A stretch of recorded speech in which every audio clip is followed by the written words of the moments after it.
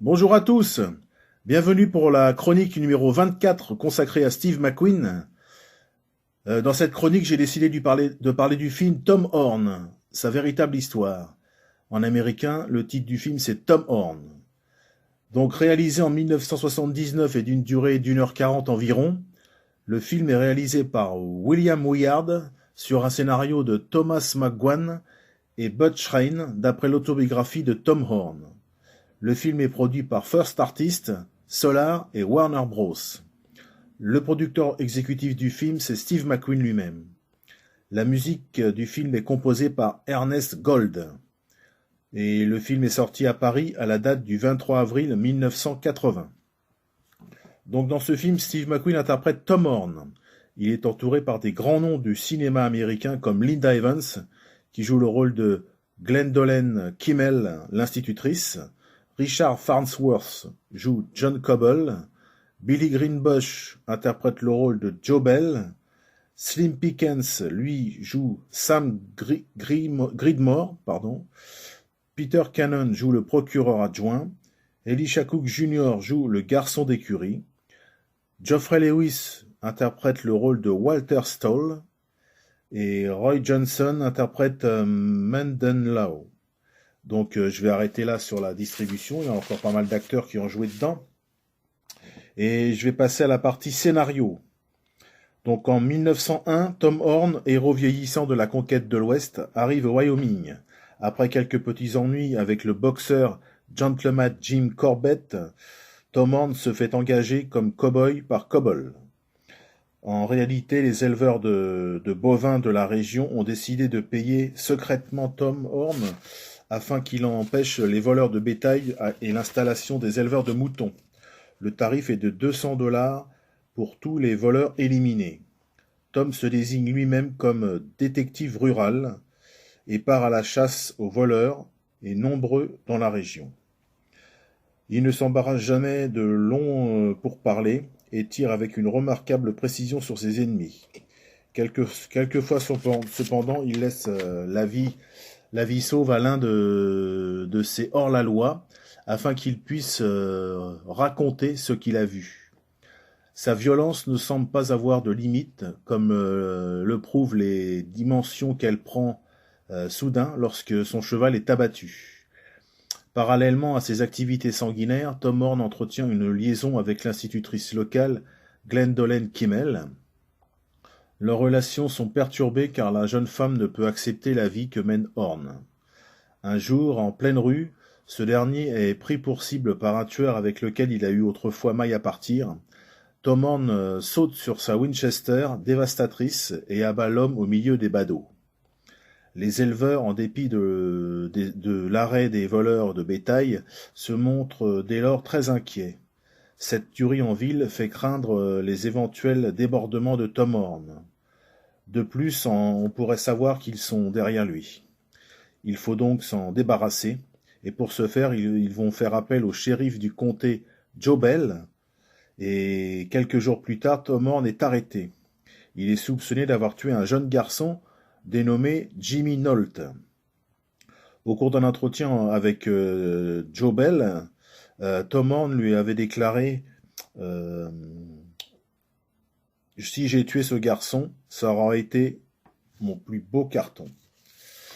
La cible se trouvant, dit-on, à 190 mètres de l'homme qui a tiré. Ces propos seront repris lors du jugement, mais Bell gommera le « si » lors de son témoignage.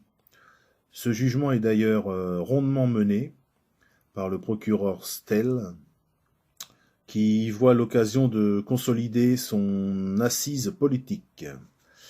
La pendaison paraît d'autant plus prévisible que Horn se refuse à dire s'il a tué ou non le gamin. Lassé par sa prison, Tom s'évade, mais animé par la liberté retrouvée, il part à pied à travers les montagnes, permettant ainsi aux cavaliers de la garde nationale de le rattraper très rapidement. Finalement, le 20 novembre 1903, Tom Horn est pendu. Personne ne voulant actionner la trappe, il aura fallu inventer un ingénieux système hydraulique pour que le condamné déclenche lui-même l'ouverture de ladite trappe. Donc voilà l'histoire dans les grandes lignes. Bon, c'est vrai que c'est un bon, pour moi, c'est un bon western. C'est un très beau, enfin, un bon rôle pour Steve McQueen. Mais c'est vrai qu'on voit qu'il est déjà atteint par la maladie. On voit dans certaines scènes, il a du mal à marcher, il a le visage grimacier, il a l'air épuisé. Enfin, c'est un bon film et je pense qu'il s'est vraiment investi dedans. Déjà, il a engagé sa société de production dedans, donc c'est un signe. Et c'est vrai que pour les fans de Steve McQueen, c'est un peu un western d'adieu qui donne à ses fans. Et il faut le voir. Moi, je trouve qu'il fait une prouesse d'acteur remarquable dedans. C'est vrai qu'il y a pas mal de violence, mais c'est un bon western comme on les aime en fait. Donc je vais passer à la critique sur le film. Les critiques sur le film, pardon. Dans le magazine Première, Jean-Pierre Lavoignat écrivit: fasciné par l'histoire de ce Poor Lonesome Cowboy, Steve McQueen fait une très belle composition et trouve là l'un de ses meilleurs rôles. Car l'âge ne lui a pas donné simplement une gueule, mais surtout une certaine densité.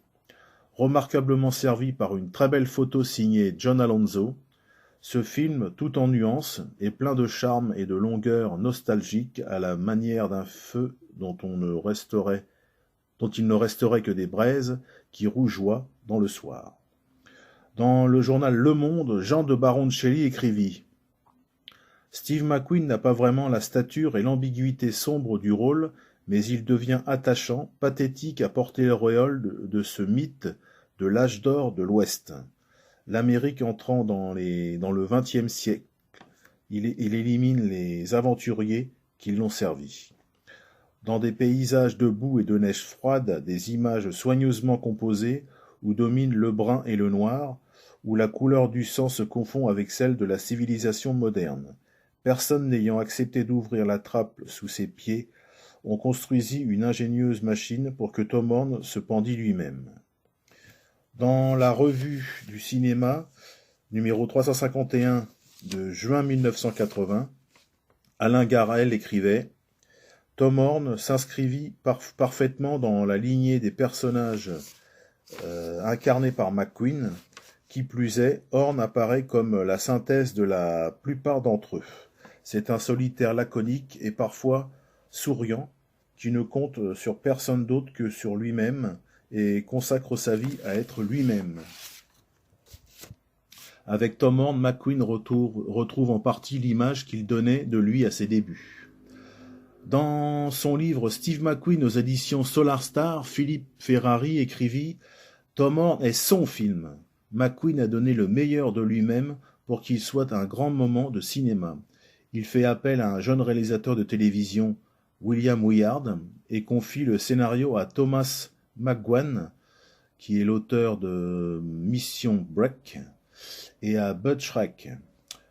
Le tournage s'est entièrement déroulé dans l'Arizona, où le froid, la neige et le vent ont rendu le travail très difficile.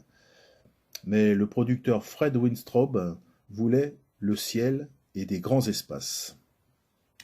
Donc, vous voyez, les critiques, il y en a eu pas mal. Elles sont aussi des fois contradictoires, mais bon, ça c'est le but un peu des critiques, d'avoir plusieurs avis. Maintenant, je vais passer à la partie des anecdotes sur le film. J'en ai répertorié un petit peu quand même, c'est pas mal. Donc, il faut savoir que c'est Steve McQueen lui-même qui décida d'incarner Tom Horn et qui acheta les droits du livre intitulé La vie de Tom Horn, éclaireur et interprète du gouvernement. Il demanda à Don Siegel de le réaliser sans savoir qu'à la même époque, Sidney Pollack en préparait l'adaptation lui-même aussi avec Robert Redford. Mais Robert Redford et Sidney Pollack y ont renoncé pour tourner ensemble Le Cavalier électrique. Donc McQueen s'obstina, mais Don Siegel était à présent occupé à réaliser L'Évadé d'Alcatraz. C'est pour ça qu'il va demander plus tard à Sam Peckinpah de réaliser le film, mais celui-ci refusa net, car McQueen n'avait pas voulu être la vedette de son film précédent, Le Convoi. Donc Steve fit alors appel à William Wyard qui le réalisa finalement. En fait, il avait commencé le tournage, Steve, mais il y a eu des problèmes et il a dû prendre William Wyard. Une autre anecdote. Des réalisateurs de renom avaient été intéressés pour réaliser un film sur Tom Horn, comme par exemple John Ford ou Howard Hughes, mais ils avaient fini par renoncer en raison de la violence de cet homme légendaire qui disparut dans des conditions tragiques. Une autre anecdote assez marrante. La veille du tournage, Gary Combs, la doublure de McQueen, qui arborait le même type de barbe que l'acteur, se vit demander un autographe par un fan qui l'avait confondu avec l'acteur. Le lendemain, Steve se présenta sur le plateau sans barbe. C'est marrant, mais bon. Une dernière anecdote. Il faut savoir que Steve devait exécuter la cascade correspondant à la scène de pendaison à la fin du film. Mais quand sa femme, Barbara Minty, rêva que Steve allait mourir en faisant cette scène, ce dernier refusa de la jouer, et c'était la première fois de sa vie qu'il refusait de faire une cascade. Et en fait, c'est sa doublure, donc Gary Combs, dont on a parlé tout à l'heure, qui réalisa la scène sans incident. Donc maintenant, je vais terminer, comme à mon habitude, la chronique avec la partie des doublages. Donc vous allez voir qu'il y a quand même encore des acteurs de grands noms du doublage qui ont participé, et c'est pour ça que le film, pour moi, a quand même une certaine qualité. Donc Jack Tebo double bien sûr Steve McQueen, qui joue Tom Horn. Daniel Voll double Linda Evans, qui joue Gwendolen Kimmel, l'institutrice. Jacques Richard double Billy Greenbush, qui interprète le rôle du shérif Joe Bell. Raoul Delfos double Slim Pickens, qui interprète le rôle de Sam Creedmoor. George Aubert double Elisha Cook Jr., qui joue le palefrenier. Henry Janik double Leo Holler, qui interprète le shérif suppléant de la vente aux enchères.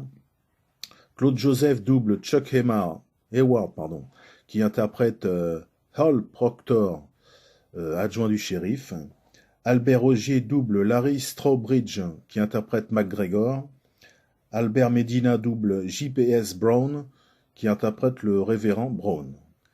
Donc voilà, vous voyez, vous pouvez constater qu'il y a des grands noms du doublage. Et donc je vais maintenant terminer la chronique 24 consacrée à Steve McQueen comme ça. Vous savez que c'est toujours avec autant de plaisir que je vous prépare ce petit travail. J'espère que ça vous intéresse autant que je le suis à sa préparation. En tout cas, merci encore pour votre écoute. À très bientôt pour la 25e chronique qui est déjà en pleine préparation. Merci à tous et vraiment merci pour votre écoute.